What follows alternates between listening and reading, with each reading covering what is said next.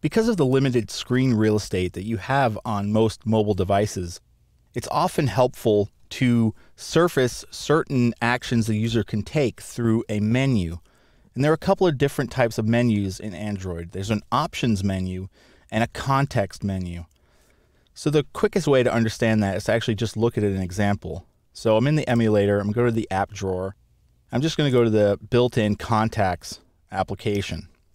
So here we have some options. I can go to these different tabs, but if I hit the menu key, we now can see this menu pops up, and this is an options menu.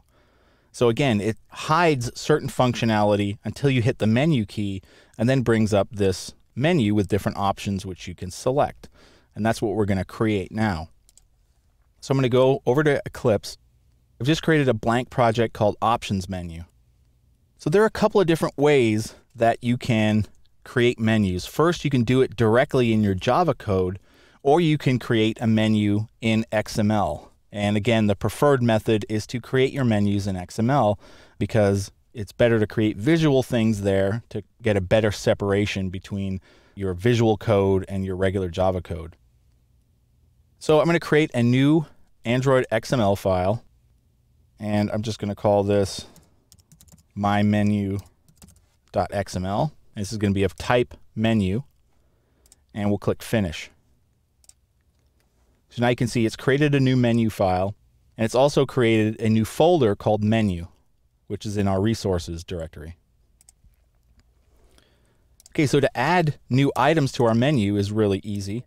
We just create an item tag, and then we want to give it an ID.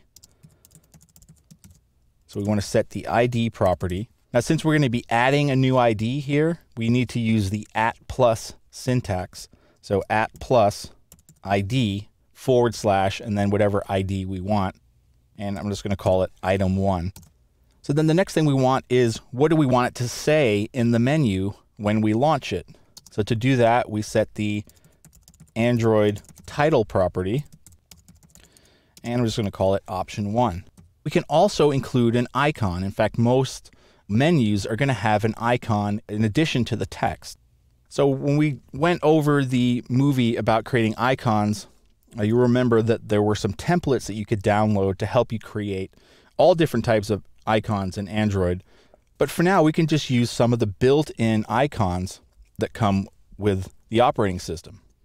So I'm just going to set the Android icon property equal to, now we're going to use one of the built-in Android icons. So we're going to say @Android : drawable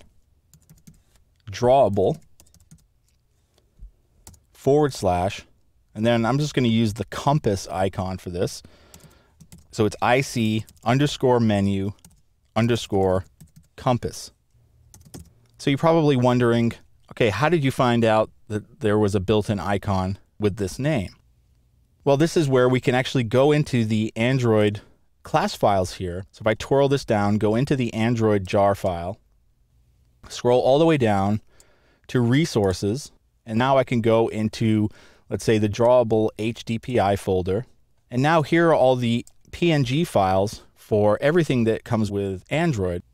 And if I come down, we can see anything with an IC prefix. These are icons.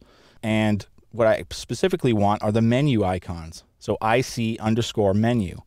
And here we can see all of the built-in ones. So if you're looking for some examples, or more importantly, if you're creating an app, you should look to see if a default one exists, because you probably want to use that because that's what people are used to on the system. So anyway, helpful to look through there to find out what the resources are that you can use. Okay, I'm going to create a second item in my options menu. For the ID, I'm going to change this to item2 because it has to have a unique ID. And I'm just going to change this to option2. And for this one, I'm going to use the built-in icon IC menu call. Okay, so now we've created this menu. Now we need to actually apply it to our activity. So what I'm going to do is I'm going to go into our Java code, into our main.java. And what I need to do is I need to respond to one of the override functions called onCreateOptionsMenu.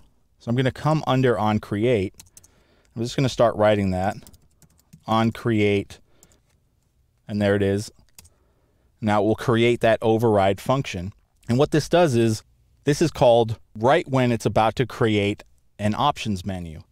And here what we can do is we need to create our options menu from that XML file. So to do that, we need to get the menu inflator service, which is actually going to inflate that XML file into something that can be used. So we're going to create an instance of menu inflator, and I'll just call it inflator. And then we just want to get menu inflator, which gets us the menu inflator for this activity. So now we want to inflate that menu XML file that we created. So inflator.inflate, and we want to give the menu. So we want to go r.menu.myMenu. And then the menu that we want to use is this parameter that gets sent. So we want to leave that as menu. For this, we can actually just return true. So now this will get our options menu to show. So we can test this. Let's go ahead and launch it and bring up the emulator. We haven't done anything special with this activity. It's just the standard hello world. But when we hit menu, we can see now our options menu comes up, and we can see there's the compass icon and there's the call icon. So we have option 1 and we have option 2. So now if we want to take this a little further, I mean, obviously it's pointless to have an options menu. When you click on one of the options, it does nothing. So now we need to override another method, which is on options item selected. Okay, so that's another overrided function that we're creating.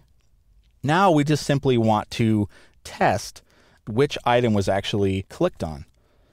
So we can say if item, which is the item that gets sent to this function, get item ID is equal to, and now we can test for each individual item. So we can say r.id, and there's item 1. If the option that was clicked on is item 1, and let's just log something to logcat. So we'll do that, and we'll just call the tag option. And we'll say option 1 was clicked. And we just need to import log here. So let's run it now, and we'll go to DDMS so that we can check out logcat. And let's go to the emulator. So here's our activity. We'll click menu to go to the options menu, and then we'll click this, and we can see in logcat we have option 1 was clicked. So that's essentially how you handle it. Here we have 2 options items. No matter how many you have, you basically come into this and you check the item ID and then do what you want to happen when that certain options menu is clicked. So that's the basics of creating an options menu again, and you can create any number of items. In fact, you can nest items in one another to really make use of the limited space that you have on a mobile device.